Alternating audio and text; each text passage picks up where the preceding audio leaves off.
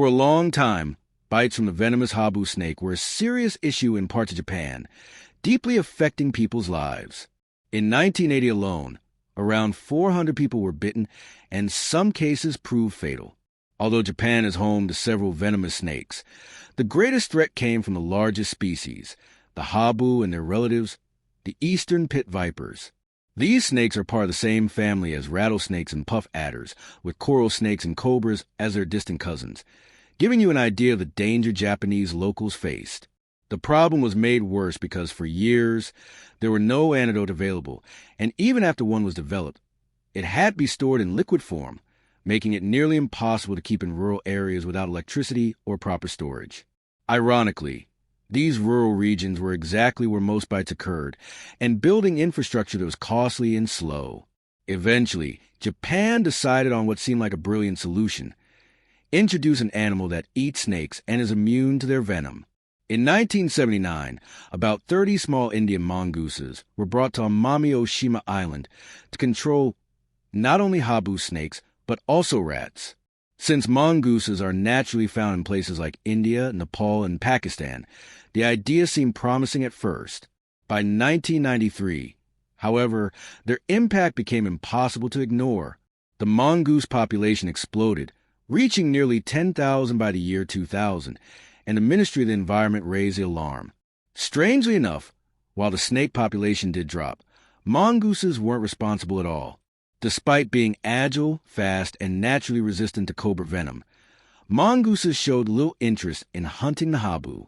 One major problem was that mongooses are active during the day, while the habu is nocturnal, so they rarely cross paths. But even if they had, mongooses preferred easier prey like mice and rabbits rather than the difficult and dangerous task of catching snakes. In other words, the perfect solution turned out to be anything but leaving Japan with a new problem: an invasive mongoose population that the local wildlife was not prepared to handle.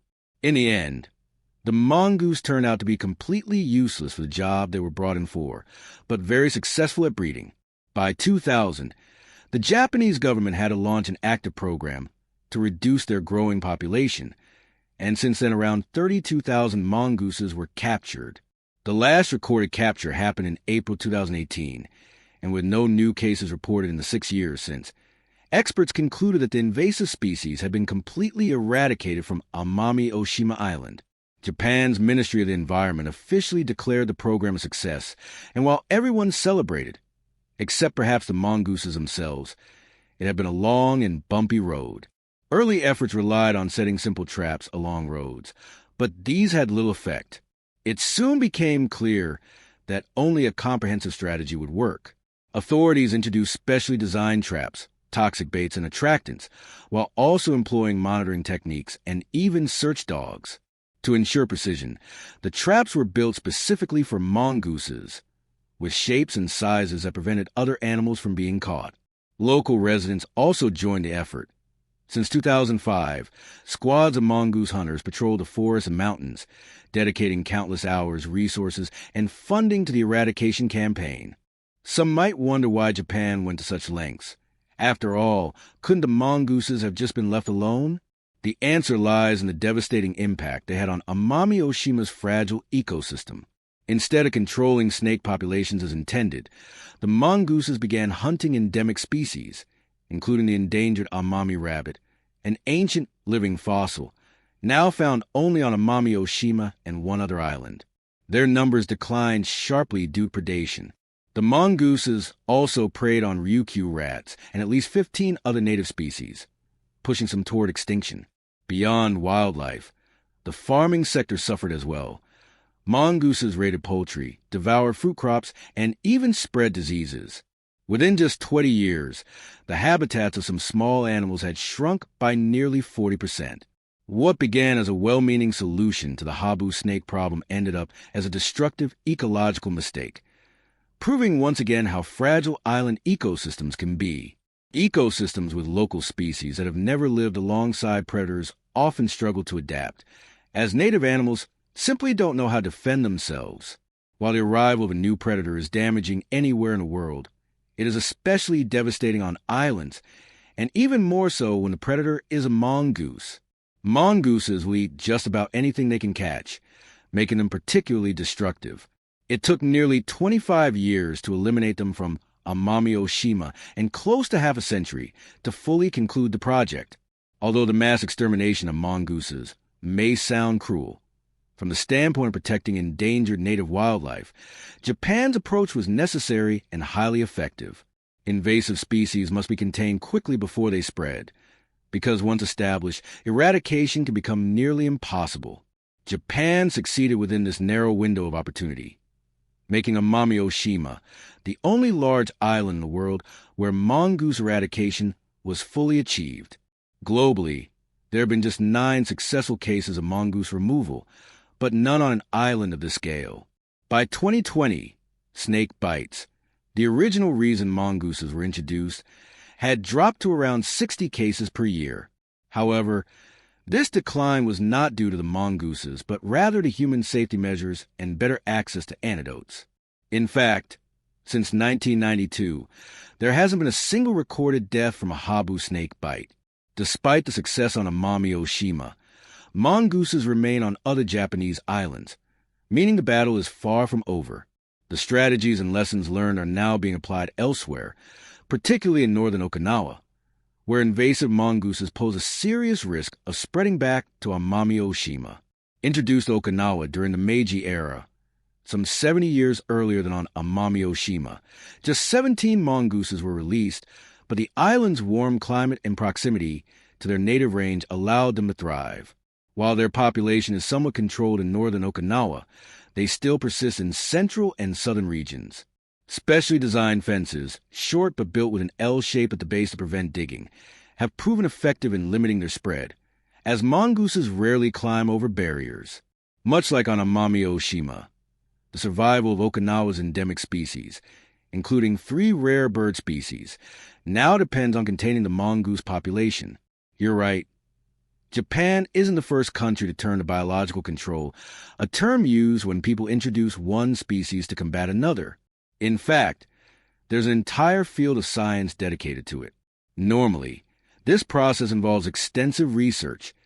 Scientists first identify the pest and its natural predator, then conduct further studies to determine whether the predator might negatively affect the local ecosystem. Only after such precautions are predators usually introduced, and in many cases, this has worked well. One of the most successful and common examples is farmers using predatory insects to protect fruit trees and gardens. However, the case of the mongoose was quite different. The small Asian mongoose was introduced to countries like Cuba, Croatia, Jamaica, Haiti, Puerto Rico, the Lesser Antilles, Honduras, Panama, and others. And while results varied, some of these introductions initially seemed successful, but things went wrong in Hawaii. In the 1800s, sugarcane was Hawaii's most valuable commodity, and one of the biggest threats to plantations was rats, which chewed through the sweet cane stalks and caused massive losses. In 1872, Hawaiian planters, inspired by reports of success from Caribbean sugar producers, decided to replicate the idea of bringing in mongooses from India. In the 1880s, 72 mongooses were imported from Jamaica to the Big Island, and their offspring were soon spread to Maui, Molokai, and Oahu. Some skeptics on the Big Island argued that more research should have been done before importing the animals, but they were ignored. The critical mistake soon became clear. Rats are nocturnal and active at night, while mongooses are diurnal and active during the day. This meant the two species rarely even encountered each other, and instead of controlling rats, the mongooses devastated Hawaii's native species. Ground-nesting birds, turtles, and other small animals were left vulnerable, as their eggs became easy prey for the predators. Over time, the damage grew severe. Numerous bird and turtle species face extinction, with at least 8 native Hawaiian bird species wiped out, many of which are now listed as federally endangered. Efforts to mitigate the disaster included installing barriers to keep mongooses out of protected areas. But unlike Japan, Hawaii had missed its critical window for eradication. Controlling mongoose populations is now nearly impossible, and they remain a permanent and destructive part of the island's ecosystem. Interestingly, the Hawaiian government does not even classify the mongoose introduction as biological control, Since the animals were never properly assessed before being released, a cautionary tale of what happens when invasive species are introduced without careful research. Hawaii, in fact, got off relatively easy compared to Jamaica. After a British colonist introduced mongooses to a Jamaican sugar plantation in 1872 to control rats, the plan backfired. The mongooses did not eat the rats as expected, but instead spread across Jamaica, devastating populations of local birds and reptiles. With fewer natural predators left to keep insect and arthropod populations in check, a severe tick outbreak followed. While colonists complained, British authorities dismissed the issue, insisting that the ticks were simply attacking the mongooses and that nature's balance would restore itself, an assumption that proved false. The same destructive pattern played out elsewhere, on 4 small Caribbean islands. For instance, the St. Croix ground lizard population was nearly wiped out by mongooses and habitat loss. On its namesake island, these lizards vanished entirely. Fortunately, conservationists intervened, relocating surviving lizards from 2 neighboring islands and boosting their numbers from just 400 to nearly 3,000. Today, scientists are not only working to protect the species from extinction, but also striving to reintroduce them to their original home. The mongoose has a long and complicated history with humans. A fascinating discovery in Egypt revealed a 4,000-year-old tomb painting showing a mongoose on a leash, the only known depiction of its kind in Egyptian art. Although mongooses have never been fully domesticated through controlled breeding, some cultures kept them as pets or working animals, mainly to combat pests like snakes, rats, and mice. Scholars even suggest the Egyptian mongoose may have been trained to scare away birds, making hunting easier. Intriguingly, the same tomb also shows another leashed animal, possibly a dog, or perhaps a goat without horns, adding to the mystery. In modern times, there have even been attempts to train mongooses for entirely new purposes. In Sri Lanka, where locals have long relied on them to chase cobras from farms, officials once proposed using mongooses to detect illegal substances. A grant of $50,000 was secured, a specialist was hired, and the National Zoo offered its grounds for training. The plan was simple: release mongooses into cargo containers filled with car parts, and if they discovered contraband, they would signal by emerging with bristling tails. Surprisingly, the animals performed well in tests, proving they could be trained. Enthusiasm was high, but political changes and upheavals halted the project before it could take off. The idea was abandoned, leaving many to wonder what might have been, perhaps even imagining a sequel to Zootopia starring mongoose police officers.